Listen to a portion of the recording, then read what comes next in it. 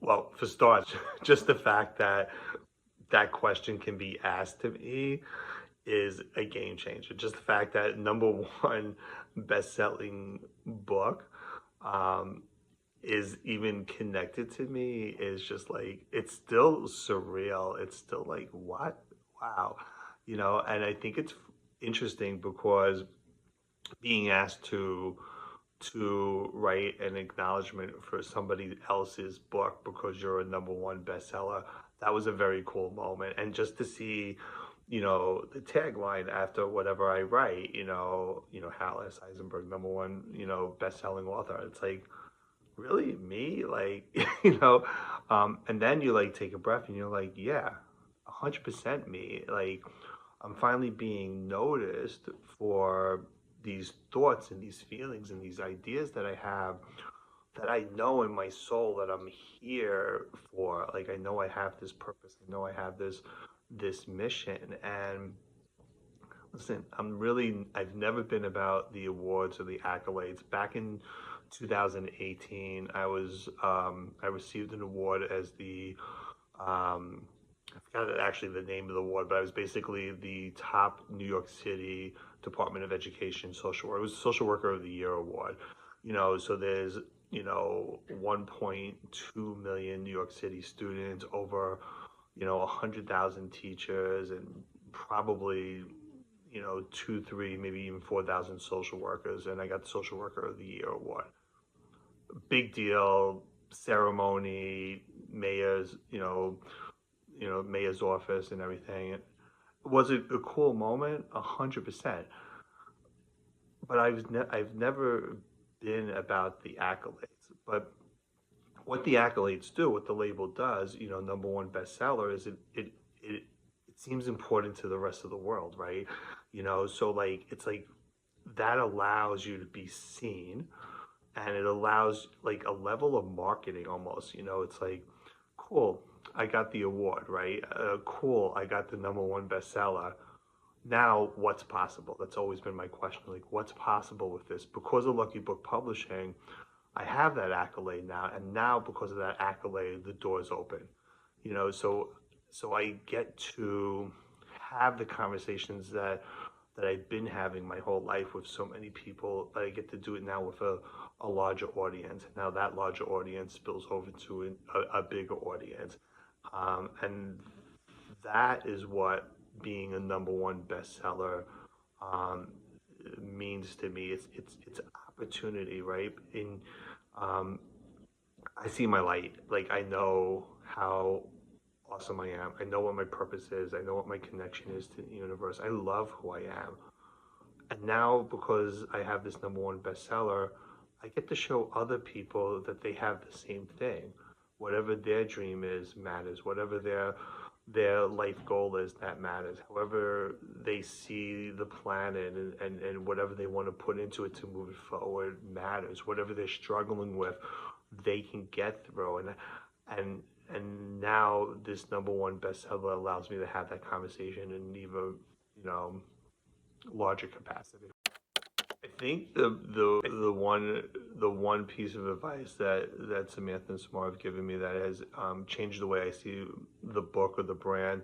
I think the idea that we're building something really special here. That this isn't about just releasing a book, right? I think a lot of people are like, I want to release a book because I want to release a book. Like, I think 95% of people who say they want to release a book actually don't release a book. I think it's a common thing in the world. People want to release a book, and it's because they don't know that releasing a book, there's more to it. There's all these steps. But I think it's this idea that they shared with me that the book can be built into a business, and if your business is, it could be a mission, it could be a vision, it could be anything. It could be fitness. It could be that there's more to the book, right? The book, you shouldn't just write a book and then it sits on the shelves, in all your family members' houses, and then it goes away, right? it becomes this living, breathing object. This has a heartbeat, and the heartbeat just gets stronger and stronger.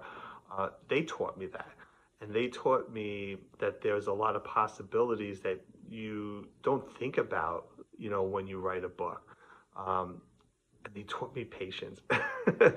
They are the most loving, kind, patient people to work with. If there's something that I'm confused about or something that I want to tweak, there's no like, oh no, you shouldn't do that. They're 100% like supportive of whatever you want to build and create in the world, because their advice is, be yourself, get your message out there, put your passion and your love out into the universe. We're going to show you how to do it, and then let it breathe, and let it move whatever your message is into the world so that it impacts. And that was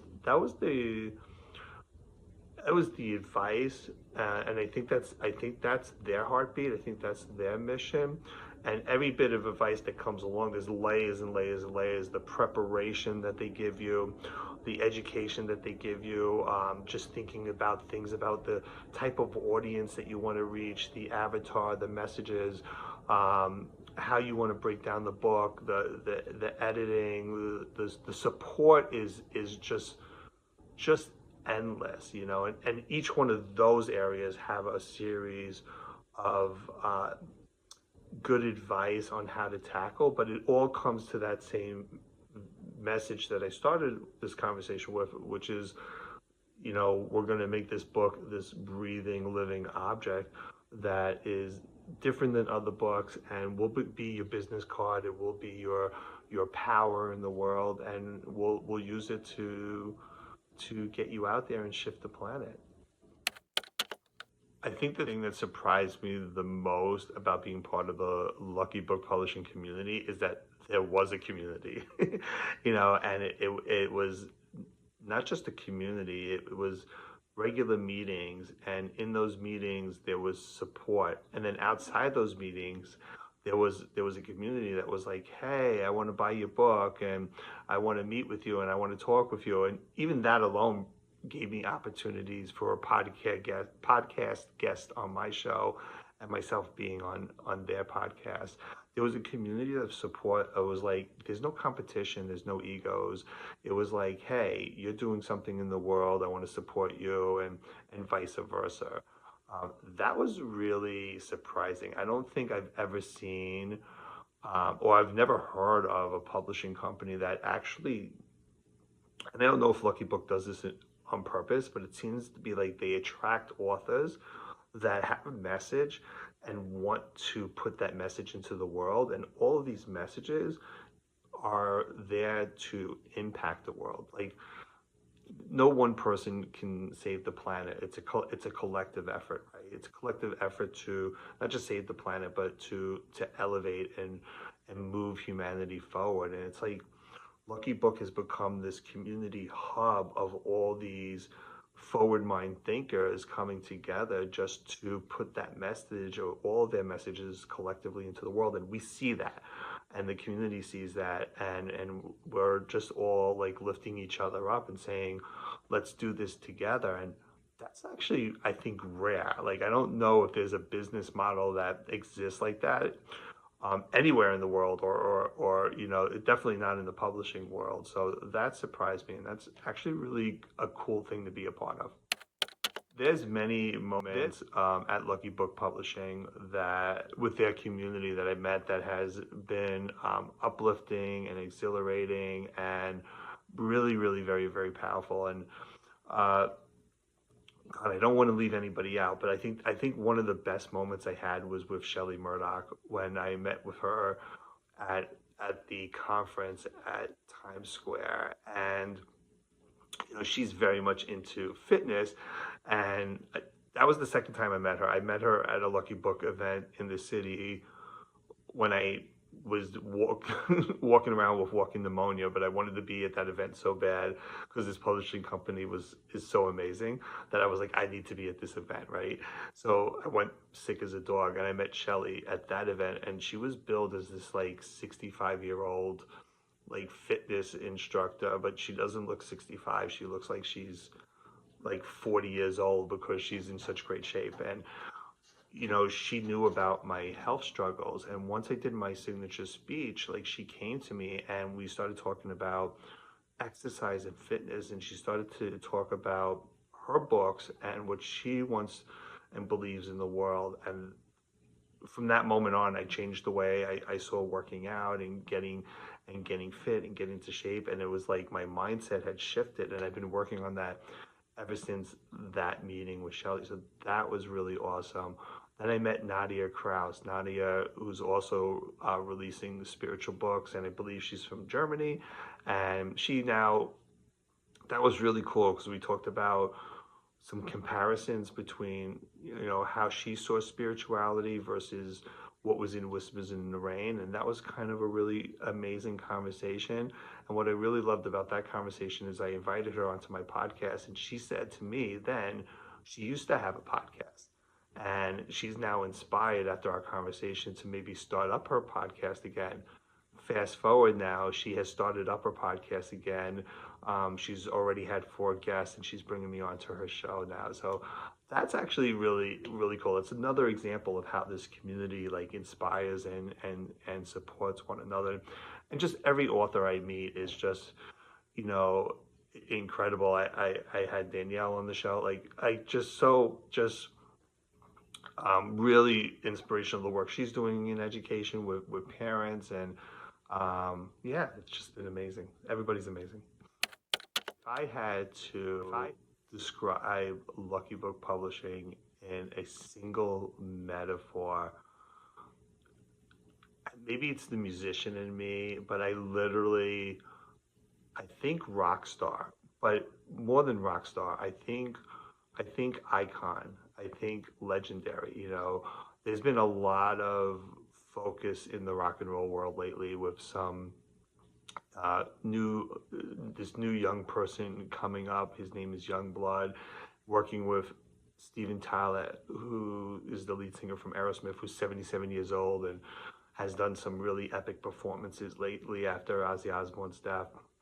And there's a lot of talk about legends and legacy and icons, and what it means to people in terms of inspiring them, messages, just the longevity factor, the visionary factor, the fact that their art, their craft inspires millions and millions of people on a level that is like, it's not just a musician releasing an album, which is really cool. There's a certain glass ceiling that you break through where you become this legendary status. And honestly, that's what I think about, if I had to, as a metaphor, think about Lucky Book Publishing in the publishing world. They're the Steven Tylers, the Bon Jovis. They're the icons that broke through the glass ceiling. That just there's a level that other publishing companies aren't going to reach. Not that they're bad, but they're just not Lucky Book. It's a whole different world. So Whispers in the Rain, the release of Whispers in the Rain has definitely shifted how clients and colleagues have seen me. There's this level of, it's so weird because I've been in the industry for so long, doing lots of great things, lots of projects, and I think I built a name and a reputation for myself. So I feel like I've gotten to a certain level, but you hit this glass ceiling, and then I released this book, through Lucky Book Publishing, and I'm on the Amazon bestseller, and now all of a sudden it's like you break through this glass ceiling that you didn't even know you had reached, and all of a sudden there's more respect, there's more people that want to speak to you, there's more people that want to deep dive, because it's really interesting. My real world is education, and there's that's my real passion, transforming education, building programs in education. And Whispers in the Rain is primarily a book about the spirituality, the energy that drives me and the work that I do in education. So there's a little bit of education talked about in Whispers in the Rain, but now all these educators are like, hey, can I sit down with you? I've had these same thoughts. I have these same questions. I have these same feelings.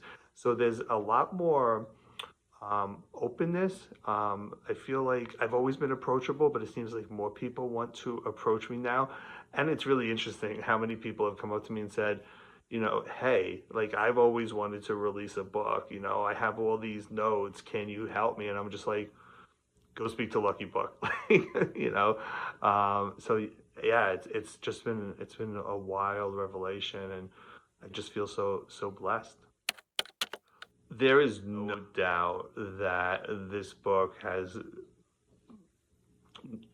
gotten me more clients. It has put me in a position now where I'm speaking with people who are in education longer than myself, who have, a success, I don't know what the right word is, just this success resume, and people that I never thought that I could sit down at the table with and speak with about my ideas and what I want to do and how I want to take things to the next level.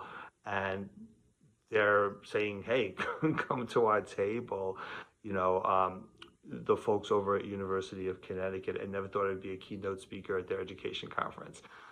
Sitting down, we're talking about writing gigantic grants. We're talking about $5 million grants, over the course of 5 years, where they actually seem achievable and doable. Like this book opened up the door for that conversation, that respect, that credibility to be like, this guy actually knows what he's talking about. He was an Amazon bestseller. He was on the billboard at Times Square. The billboard at Times Square was just like, that just put this energy. People were coming out of the woodworks that I haven't spoken to in 10, 15 years going, oh my God, I always knew you would make it. It was like Times Square is this level of like, in people's mind, like that was what equated making it. Me, I'm like, making it is like, I'm going to like, actually transform the education and work with politicians globally and, make some really foundational, changes. And that is definitely also coming because of this book, because of the conversations I'm having. We're talking about building this global network now between schools, which is just phenomenal. And that is leading to more podcasts. I think I got like 5 or 10 podcasts lined up, and it's actually built viewership on and listenership, I guess that's the right word, on my own 2 podcasts that I have. So my podcasts are also getting credibility. I now have a newsletter. I have 2 newsletters that people that membership is also increasing, all because of the support of Whispers in the Rain, the support of Lucky Book Publishing to provide those opportunities and those doors that opened for me. What's really incredible is I start with my family, right? Like when I announced that I was an Amazon bestseller and my book was released, the excitement I got was very different than the first 4 books that I released without Lucky Book Publishing when I didn't know what I was doing. It was like, oh my God, wow, that's amazing. Like genuine, authentic excitement, which really kind of like made me feel good. It was like warming my heart. It was like, wow, like this was my vision with this book, and I'm accomplishing it. Another thing that shocked me, which I didn't get from my first release, which I thought I was going to get from my first release when I wasn't with Lucky Book, was how many people started calling me and saying, hey, I'm on lesson 5, which I called them lessons instead of chapters in my book. I'm on lesson 5, and I had to read it twice because it really spoke to my soul, and it led me to blah, blah, blah, blah, blah, right? Whatever they were thinking or dealing with in their life. Some people are telling me, I cannot wait to have this as an audible because I just want to listen to it in my car every day. Like, I didn't even think that was going to happen. I had another person who was like, I'm sending this out to like 10 of my friends. And I was like, really? Like, I mean, that was my intention when I wrote it. You know, you always like, I hope this inspires people and I hope there's a ripple effect. But to actually see that effect is like, it's hard to find the word. It's profound, it's moving, it's empowering, it's I just feel really blessed that the universe is using me as a channel to inspire other people, which I think is really amazing. There's one girl that I know. I was so this is really cool. I was invited as a guest on a podcast, and on the show, they had a listener that came in and was like typing a message who said that she was fighting breast cancer and she was going through a really, really tough time. She's on the better end of things. She purchased my book. She's on the third read and she carries it with her everywhere, and it was helping her on her healing journey for cancer. Tears, because like that's the ultimate like hope that you have, that something that you write is going to not just to make a difference in someone's life, but actually save their life, and let them know that they can overcome these hurdles that society says you can't overcome, like fighting cancer or beating cancer or any emotional mental health issues that you might be struggling with and answers that you're looking for. So to see that ripple effect and if and impact people who are struggling with different things has just been there's just so much gratitude and just so many blessings. I'm just so grateful for that. So this book was so great. So I don't know if Lucky Book Publishing did this purposely, but there was a conversation that I had had with Samantha about what I really wanted, you know, in the future, you know, to out of this book or in general, like what was part of my vision. And I think Samar and I have had many of these conversations, like part of my vision really is to speak in front of more people and to get better at speaking. Next thing I know, there's a little workshop slash conference in Times Square, and there's like a speaking coach there, you know. So giving me like, hands-on tips about how I should practice the art of public speaking.